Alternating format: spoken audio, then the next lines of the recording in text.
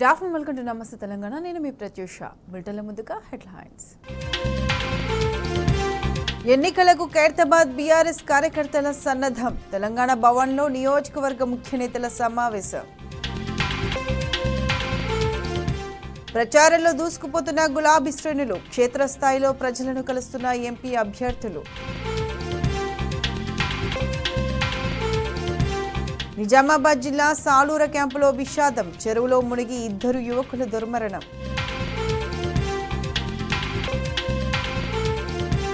Delhi CM Kejriwal కు మద్దతుగా ఆప్ నిరాహార దీక్షలు. అక్రమ అరెస్టుకు వ్యతిరేకంగా నిరసనలు.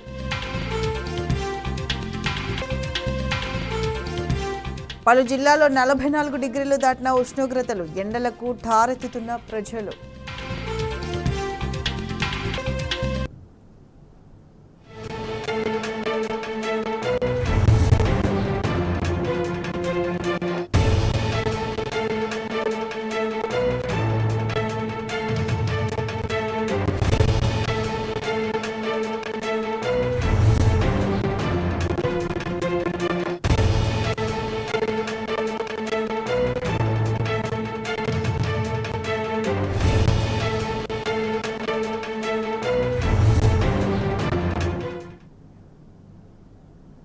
హైదరాబాద్ హుస్సేనియా ఆలం పిఎస్ పరిధిలో విషాదం చోటు చేసుకుంది. ఆర్ఎస్ఏ బాలేశ్వర్ గన్తో కాల్చుకుని ఆత్మహత్య చేసుకున్నాడు. నాగర్ కర్నూలు జిల్లా అచ్చంపేట్ మండలం లక్ష్మీపూర్ గ్రామానికి చెందిన బాలేశ్వర్ కబూతర్ ఖానాలో విధులు నిర్వహిస్తున్నాడు.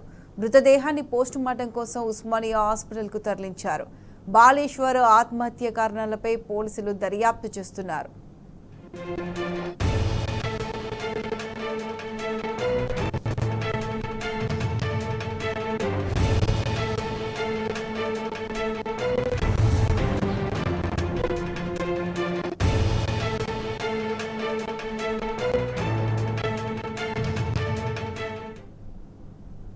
హైదరాబాద్ హుస్సేనియా ఆలం పిఎస్ పరిధిలో విషాదం చోటు చేసుకుంది. ఆర్ఎస్ఏ బాలేశ్వర్ గన్తో కాల్చుకుని ఆత్మహత్య చేసుకున్నాడు. నాగర్ కర్నూలు జిల్లా అచ్చంపేట్ మండలం లక్ష్మీపూర్ గ్రామానికి చెందిన బాలేశ్వర్ కబూతర్ ఖానాలో విధులు నిర్వహిస్తున్నాడు. మృతదేహాన్ని పోస్టుమార్టం కోసం ఉస్మానియా హాస్పిటల్కు తరలించారు. బాలేశ్వర్ ఆత్మహత్య కారణాలపై పోలీసులు దర్యాప్తు చేస్తున్నారు.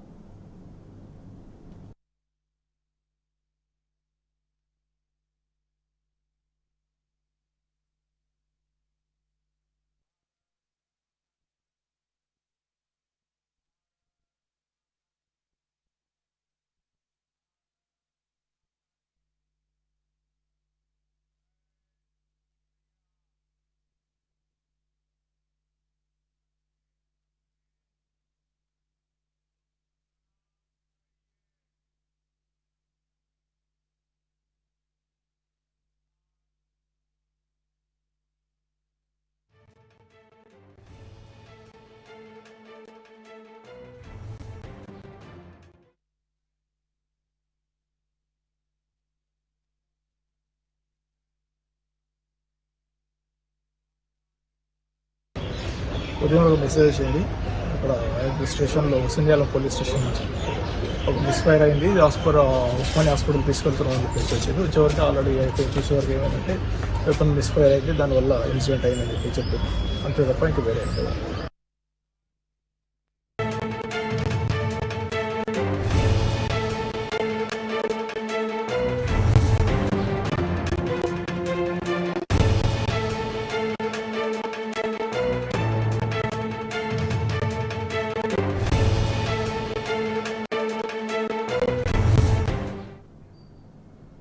రంగారెడ్డి జిల్లా రాజేంద్రనగర్లో భారీ అగ్ని ప్రమాదం జరిగింది. బండ్లగూడ రత్నదీప్ సూపర్ మార్కెట్లో మంటలు చెలరేగాయి. మార్కెట్లో మరమ్మత్తు పనులు జరుగుతుండగా మంటలు అంటుకున్నాయి. వెంటనే అప్రమత్తమైన సిబ్బంది బయటకు పరుగులు తీయడంతో ప్రాణ నష్టం తప్పింది.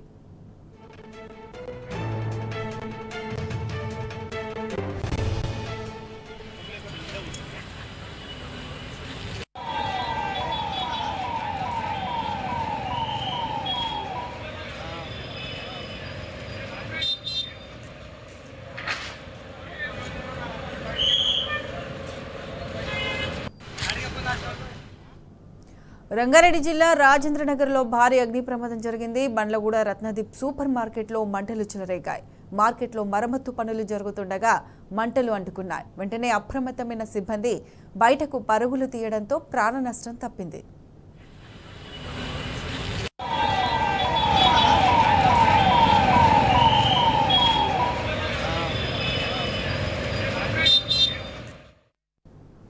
కాంగ్రెస్ జనజాతర సభపై బీఆర్ఎస్ వర్కింగ్ ప్రెసిడెంట్ కేటీఆర్ తన దైన శైలిలో స్పందించారు. అది జనజాతర సభ కాదు, హామీల పాతర అబద్దాల జాతర సభ అని అన్నారు. అసెంబ్లీ ఎన్నికల సమయంలో 6 గ్యారంటీల పేరిట గారడి చేశారు. పార్లమెంట్ ఎన్నికల్లో న్యాయ పేరిట నయా నాటకానికి తెరతీశారా అని ప్రశ్నించారు. తెలంగాణకు తీరని అన్యాయం చేసి ఇప్పుడు న్యాయ అంటే నమ్మేదెవరని అన్నారు. నమ్మి ఓట్లేసిన ప్రజలకు 4 నెలలుగా కాంగ్రెస్ ప్రభుత్వం మోసం చేస్తుందని కేటీఆర్ తెలిపారు. అసత్యాలతో అధికారంలోకి వచ్చి అన్నదాతలను ఆత్మహత్యల పాలు చేస్తుందని మండిపడ్డారు.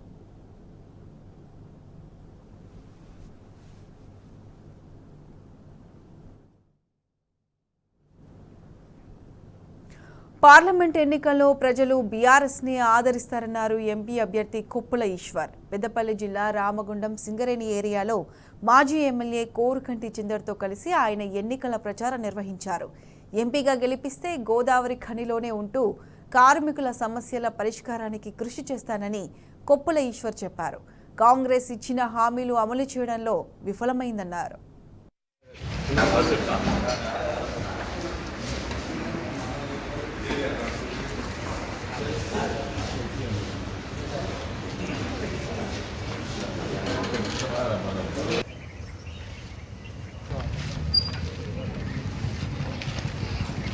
రైట్ షిఫ్ట్ కాలేదు ఇంకా కలిసి వెళ్దాం, మీరు వెళ్ళిపోదు.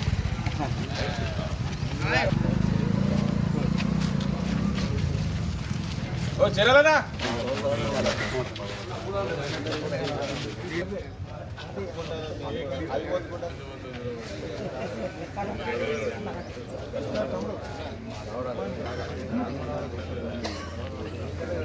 ఇప్పుడున్న కాంగ్రెస్ అభ్యర్థి మీ అందరికీ కూడా తెలిసి ఇదివరకే చర్చ జరుగుతూ ఉంది. వాళ్ళు హైదరాబాద్ నుంచి వచ్చినటువంటి వాళ్ళు కాకా వెంకటస్వామి అప్పటి నుంచి ఇప్పటి వరకు 76 సంవత్సరాలుగా రిజర్వేషన్ వాళ్ళే అనుభవిస్తూ ఉన్నారు. తర్వాత ఒకే ఇంట్లో నుంచి ముగ్గురికి ఈసారి కాంగ్రెస్ పార్టీ అవకాశం ఇవ్వడం అనేది ఒక చర్చనీయ అంశమైంది. ఈ అనుభవం లేనటువంటి ఒక కార్పొరేట్ వ్యవస్థ నుంచి వచ్చినటువంటి మరి వివేక్ వాళ్ళ కొడుకుని ఈసారి ఎంపీగా నిలబెట్టడం జరిగింది. నేను గెలిస్తే ఇక్కడ ఉంటా, నిత్యం అందుబాటులో ఉంటాం. మరి అదే వాళ్ళు గెలిస్తే వాళ్ళ అధికారం కోసం, వాళ్ళ ఆస్తుల కోసం, వాళ్ళ కంపెనీలు కాపాడుకోవడం కోసం ఏ పార్టీలోనైనా ఉండి అధికారం తీసుకునేటువంటి పరిస్థితి మనం చూసినాం. బీజేపీలో వాళ్ళే, టీఆర్ఎస్లో ఉన్నప్పుడు వాళ్ళే, తర్వాత ఇప్పుడు కాంగ్రెస్లో కూడా వాళ్ళే.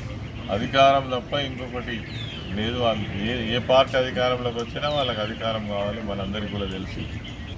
అదేవిధంగా ఇప్పుడు కాంగ్రెస్ ప్రభుత్వం అధికారంలోకి వచ్చింది, 4 నెలలు కూడా దాటలేదు. అల్లకల్లోలమైన పరిస్థితి రాష్ట్రంలో చూస్తున్నాం. లక్షల ఎకరాలలో పంటలు ఎండిపోయినాయి. పేదవాళ్ళకి ఇచ్చే పెన్షన్లు ఇస్తలేదు, రైతులకు ఇచ్చేటువంటి రైతు బంధు ఇస్తలేదు. అదేవిధంగా రుణమాఫీ చేస్తామన్నారు, చేస్తలేరు. గ్రామాలలో ఉన్నటువంటి ప్రజలందరూ కూడా చాలా ఆందోళన వ్యక్తం చేస్తూ ఉన్నారు. ఈ ఎఫెక్ట్ మొత్తం రాష్ట్రం మీద కూడా పడ్డదని మరి ఈ సందర్భంగా మీ అందరికీ తెలియజేస్తూ మరొకసారి హృదయపూర్వకంగా మీకు అందరినీ కూడా కోరుకుంటా ఉన్నా, దయచేసి తప్పకుండా కారు గుర్తుపైన ఓటు వేసి నాకు ఒక అవకాశం ఇవ్వాలని మరి మీ అందరినీ కోరుకోవడం కోసం ఇక్కడికి ఓసీపై రావడం జరిగింది. వచ్చినటువంటి మా కార్మిక సోదరులందరికీ, నాయకులందరికీ ధన్యవాదాలు తెలియజేస్తూ జై తెలంగాణ.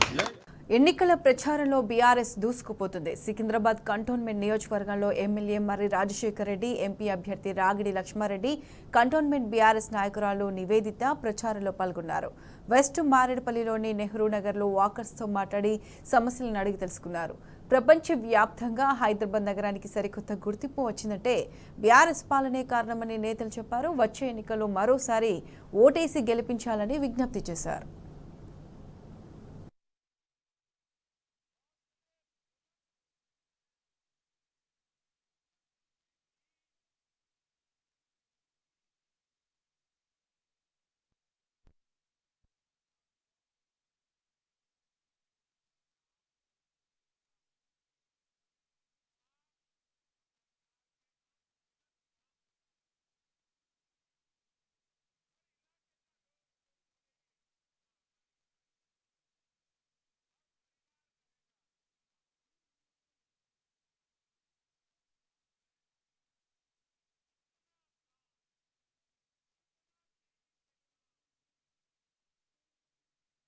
ఈరోజు సికింద్రాబాద్ కంటోన్మెంట్ అసెంబ్లీలో మరి మారడ్పల్లి ఏరియాలో గౌరవనీయులు ఎమ్మెల్యే రాజశేఖర రెడ్డి గారు మరియు మెంబర్లు కూడా కంటోన్మెంట్ మెంబర్లు మరియు ప్రెసిడెంట్స్ అందరం కలిసి ఈ రోజున పర్యటించడం జరుగుతుంది.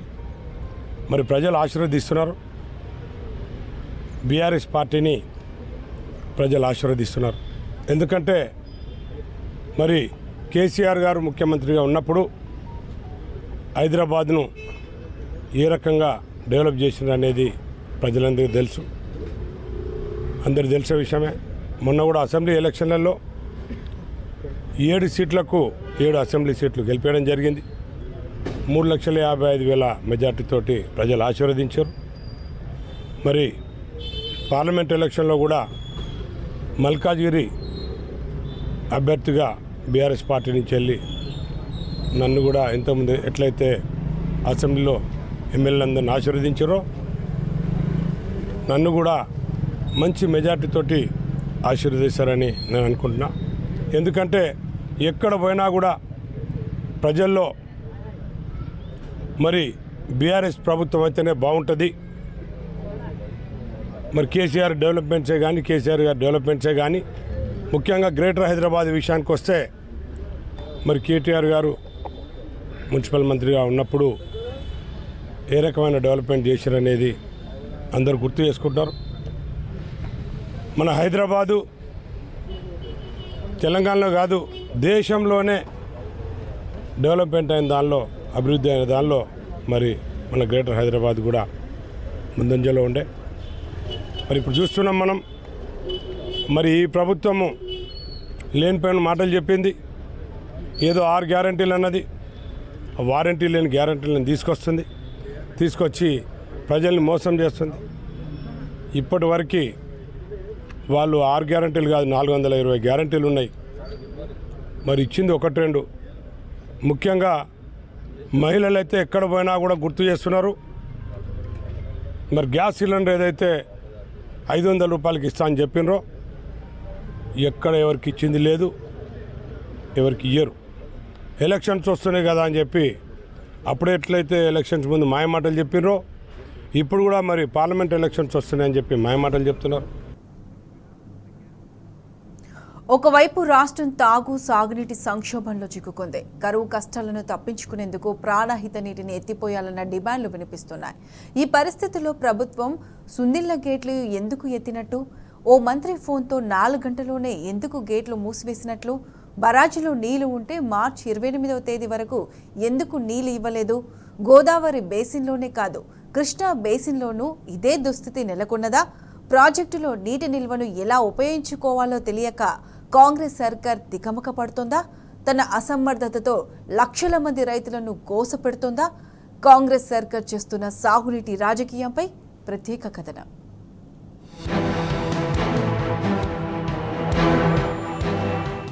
రాష్ట్రంలో సాగునీటి నిర్వహణ ఎంత అస్తవ్యస్తంగా తయారైంది అన్న ప్రశ్నకు సుందిళ్ల పరిణామమే పెద్ద ఉదాహరణ.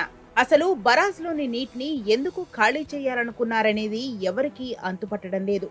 నేషనల్ డ్యామ్ సేఫ్టీ అథారిటీ ఆదేశానుసారమే బరాజ్ను ఖాళీ చేశారని ఒక వాదన వినిపిస్తున్నప్పటికీ అసలు అథారిటీ ఇంజనీర్లు ఎప్పుడు చెప్పారు అనేది ఒక ప్రశ్న. మేడిగడ్డ ఘటనపై కమిటీ ఏర్పాటైన తర్వాత ఈ నెల 6న తొలిసారిగా కమిటీ చైర్మన్ సభ్యులు తెలంగాణకు వచ్చారు. కాళేశ్వరం ప్రాజెక్టులోని 3 బరాజ్లను పరిశీలించి వెళ్లారు. ఒకవేళ అప్పుడే బరాజులను ఖాళీ చేయాలని ఆదేశించి ఉంటే నిన్నటిదాకా ఎందుకు నీటిని వదల్లేదనేది ఇంకో ప్రశ్న. రెండో దఫాగా కమిటీ గత నెల 19 నుంచి 21 తేదీలో హైదరాబాద్కు వచ్చి జలసౌధలో విచారణ చేపట్టింది. కానీ ఆ సందర్భంగా బరాజులను ఖాళీ చేయాలని ఆదేశాలు ఇచ్చినట్టు లేదు. అలాంటి ఆదేశాలు వచ్చినట్టు ఇంజనీర్లు కూడా చెప్పలేదు. సరే, కమిటీ ఆదేశించింది అనుకున్నా వారం పాటు గేట్లు ఎత్తకుండా 28వ తేదీనే ఎందుకెత్తారు అనేది మరో ప్రశ్న. మార్చి 28న సుందిళ్ల బరాజ్లో 1.75 టీఎంసీల నీటి నిల్వ ఉండేది. ప్రభుత్వం 4 గేట్లు ఎత్తి దిగువకు నీరు వదిలింది. అసలే మాడు పగిలే ఎండలు, పైగా ఒట్టిపోయిన గోదావరి. వదిలిన నీళ్లు సగం ఇసుకలోకి పోతే మరో సగం ఆవిరైపోయాయి. ఇంత దారుణం ఏమిటని మంథని నియోజకవర్గ రైతులు ఓ ప్రజాప్రతినిధి దగ్గర వాపోయారు. వెంటనే ఆయన సదరు ఇంజనీర్లకు ఫోన్ చేయడంతో ఆగ మేఘాల మీద గేట్లు మూసివేశారు. అప్పటికే 4 గంటల పాటు నీటి విడుదలతో 0.75 టీఎంసీలు ఎటూ కాకుండా పోయాయి.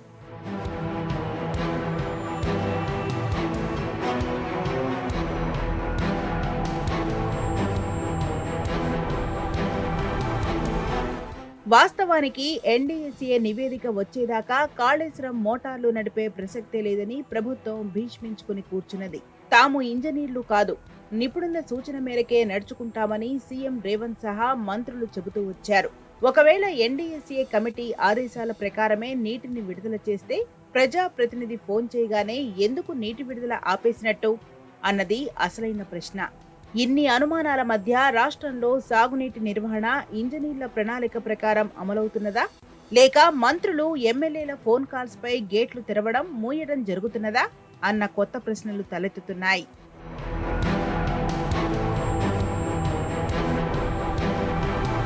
కాళేశ్వరం ప్రాజెక్టు ప్రారంభించిన నాటి నుంచి దాదాపు 5 ఏళ్లుగా 2 పంటలకు పూర్తి భరోసా లభించింది. కానీ ఈ ఏడాది కాళేశ్వరం ఎత్తిపోతలు లేవంటూ సర్కార్ చెరువులను నింపలేదు. కాంగ్రెస్ అధికారం చేపట్టే నాటికి మిడ్మానేరులో 18 టీఎంసీలకు పైగా నీళ్లున్నాయి. అన్నపూర్ణ పంప్ హౌస్ లో కూడా 2.5 టీఎంసీల జలాలు ఉన్నాయి. మిడ్మానేరు జలాశయం నుంచి అదనంగా 1 టీఎంసీని ఎత్తిపోస్తే ఫ్రీ ఫ్లో గేట్లు పనిచేసేవి. కొద్ది మొత్తంలో నీటిని విడుదల చేసి చెరువులను నింపితే ఇప్పుడు అక్కడ పంటలు ఎండిపోవలసిన దుస్థితి వచ్చేది కాదు. కానీ ప్రభుత్వం ఆ పని చేయలేదు. అన్నపూర్ణలో ఉన్న జలాలను రంగనాయక్ సాగర్ కు తరలించింది. వెరసి ఇప్పుడు అన్నపూర్ణలో 0.87 టీఎంసీలు మాత్రమే ఉన్నాయి. ఇక మిడ్మానేరులో ఇప్పుడు 7.7 టీఎంసీల జలాలు ఉండగా అందులో ఎస్ఆర్ఎస్పీ ఆయకట్టు కోసం నీటిని దిగువకు విడుదల చేస్తున్నారు. మొత్తంగా ప్రభుత్వ అవగాహన రాహిత్యంతో పంటలు ఎండిపోయే దుస్థితి నెలకొంది.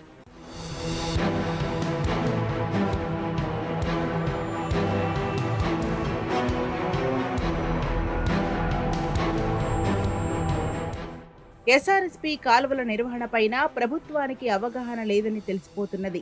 వాస్తవంగా ఎస్ఆర్ఎస్పీ స్టేజ్ 1, స్టేజ్ 2 కింద దాదాపు 13 లక్షల ఎకరాలకు పైగా ఆయకట్టు ఉన్నది. ఎస్ఆర్ఎస్పీ కాలువల కింద కాకుండా ఆ కమాండ్ ఏరియాలో భూగర్భ జలాల ఆధారంగా అదనంగా 5 లక్షల ఎకరాలకు పైగా సాగవుతుంది. మొత్తంగా 20 లక్షల ఎకరాలకు పైగా ఆయకట్టు సాగయ్యేది. కాలువలకు వాటి సామర్థ్యం మేరకు సమృద్ధిగా నీరు అందించినప్పుడే కమాండ్ ఏరియాలో భూగర్భ జలాలు నిలకడగా ఉండి పంటలు సాగయ్యే అవకాశం ఉంటుంది. అదేవిధంగా కాలువల కింద ఆయకట్టుకు సైతం పుష్కలంగా నీరందే పరిస్థితి ఉంటుంది. కాళేశ్వరం అందుబాటులోకి వచ్చాక ఈ 20 లక్షల ఆయకట్టుకు పూర్తి భరోసా లభించింది. కానీ ఈ ఏడాది ప్రభుత్వం కాళేశ్వరం ప్రాజెక్టును నిలిపివేయడంతో ఆయకట్టు మొత్తం అస్తవ్యస్తంగా తయారైంది.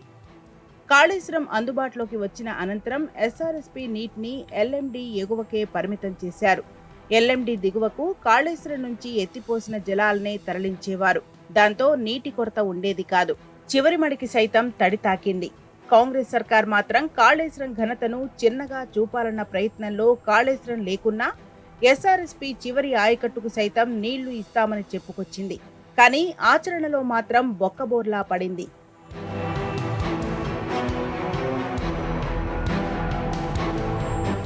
కాంగ్రెస్ అధికారం చేపట్టే నాటికి ఎల్ఎండి, ఎస్ఆర్ఎస్పీ, ఎంఎండిలో కలిపి 100 టీఎంసీలకు పైగా నీళ్లు అందుబాటులో ఉన్నాయి. ఆ నీళ్లను ఎంత పొదుపుగా వాడుకున్నా గరిష్టంగా 12 లక్షలకు మించి ఆయకట్టుకు ఇవ్వలేమన్నది అధికారుల మాట. అయినా నిజాలు దాచి స్టేజ్ 2 కూడా ఇస్తున్నామని చెప్పి పెన్పహాడ్ వరకు నీటిని విడుదల చేసింది.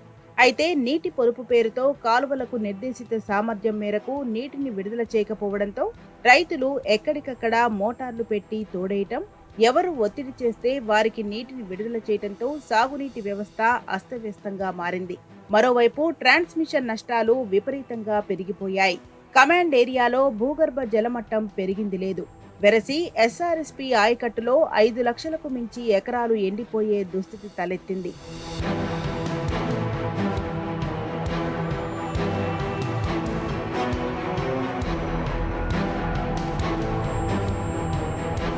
ఈ మండు వేసవి కాలంలో కూడా లక్ష్మీ బరాజ్ వద్ద ప్రాణహిత నుంచి 1470 క్యూసెక్కుల ప్రవాహం ఉంది. కొన్ని ఇసుక బస్తాలు అడ్డువేసో, చిన్న మట్టికట్ట వేసో ఆ నీళ్లను పంప్ హౌస్ వద్దకు తరలించవచ్చు. కరువు కోరల్లో చిక్కుకొని తాగునీటి కోసం, సాగునీటి కోసం విలవిల్లాడుతున్న తెలంగాణ ప్రజానీకానికి అందించవచ్చు. ఇది ఇరిగేషన్ అధికారులు అనధికారికంగా చెబుతున్న నిజం. నీటి నిర్వహణపై కాంగ్రెస్ ప్రభుత్వానికి ఏమాత్రం అవగాహన లేదని చెప్పడానికి ఎస్ఆర్ఎస్పీ కాల్వలు, అన్నపూర్ణ రిజర్వాయర్, సుందిళ్ల బరాజ్ ఘటనలే ఉదాహరణలుగా నిలుస్తున్నాయి. కమాండ్ ఏరియాలో నేల పొడిబారక ముందే నీటిని విడుదల చేస్తే నీటి సరఫరా నష్టాలను గణనీయంగా తగ్గించే అవకాశం ఉంటుంది. కానీ ప్రభుత్వం ఆ పని చేయకుండా భూగర్భ జలాలు అడుగంటిన తర్వాత, కాల్వలు పొడిబారిన తర్వాత నీటిని విడుదల చేయడంతో ట్రాన్స్మిషన్ నష్టాలు విపరీతంగా పెరిగాయని రైతులు అంటున్నారు. ప్రభుత్వానికి ఒక ప్రణాళిక అంటూ లేదని నిప్పులు చెరుగుతున్నారు.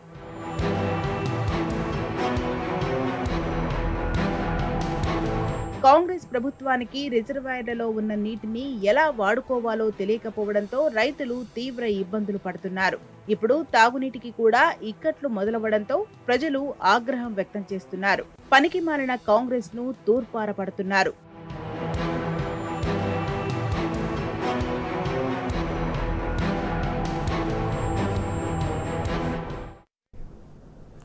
ఇవి bulletin updates. Keep watching tea news.